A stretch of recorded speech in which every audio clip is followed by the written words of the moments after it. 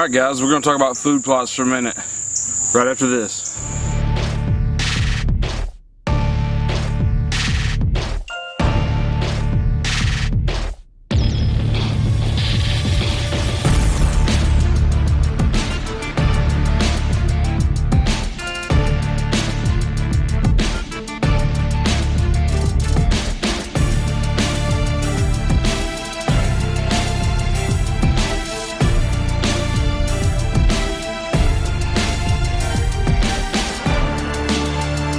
We are Southern Bucks Outdoor. Alright, so I've had a couple people asking about our food plots, and they seem to like them, which I'm happy about. So I thought I'd take it back to the beginning and lead us back up to where we're at now. Growing up, we hunted public land. We didn't have food plots. We had acorns. we had apple trees. We had persimmon trees. We had muscadines. We had soft mass, hard mass, natural food, and we had to go hunt that.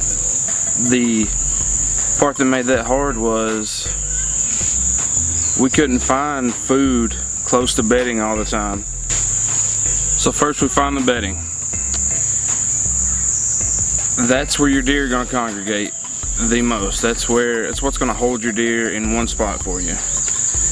From that spot, you want to find travel routes leading out of your bedding.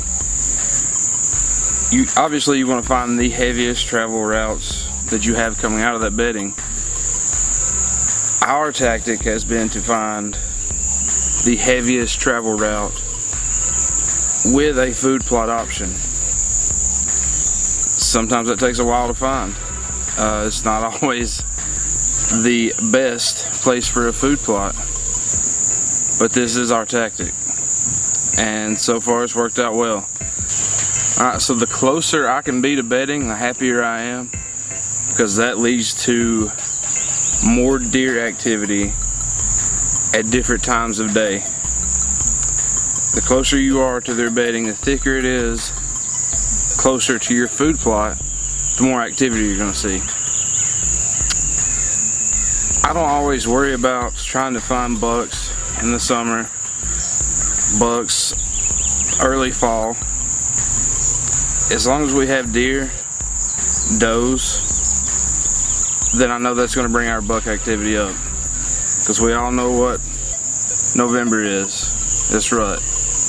Those bucks are going to find those does. Does typically are not going to travel as far as your bucks are, so you will see bucks. Alright, so like I said earlier, we want our food plots on those travel routes.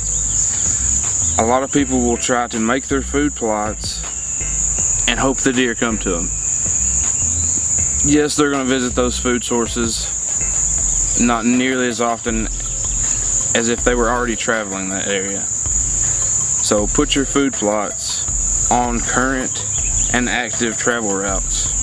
So next, you got to look at what kind of work do I have to do? What amount of sweat equity do I have to put in to this area to have a food plot close to bedding on a travel route with plenty of deer moving through that area? Am I going to be able to plant a grain? Am I going to have to go with a smaller seed? It all depends on the situation.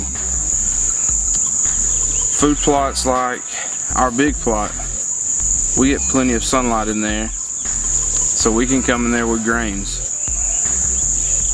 Food plots like the bedding plot, we already know that there's not enough sunlight coming through that area or hitting the ground to grow corn. It's just probably not going to happen. Okay, so on top of what can I grow due to conditions, you need to look at what can I grow because of the food plot size. We were very lucky with the island plot to get any kind of soybeans or peas or corn or anything like that to grow. For the last 3 years, we have been trying to get clover to grow. We have been trying to get rye to grow. Small seeds that produce a lot of forage. for some reason that didn't work in that food plot. This is the first successful year with the island plot. I don't know why our hairy mix worked in there. I'm glad it did. If you want to know what's in the hairy mix, get a hold of me, I'll let you know. You guys, and with food plots, at least with us, it's always been an experiment. Let's see what works. We have it clicking now, and don't get discouraged. We've had plenty of failures. We wasted plenty of seed money. We've had cows come in and clean out food plots. We've had all kinds of bad luck. Just keep trying. Alright, so our next video like this will be planting techniques, what we look for to figure out what seed we're going to plant, and I guess just any advice we have on the success of our food plots. And on top of that, this week in our weekly updates, you're going to see the dead end plot. I'm assuming that we didn't get in there and get that grass down to get the clover up high enough to beat out the grass in time, and it's virtually wiped our clover out. Alright guys, so let me know if you like videos like this. If you do, I can make some more of them. If not, then I won't. But if you need any advice, or if you would like any of our advice, we're at your disposal. Just hit us up on YouTube or Facebook, Instagram.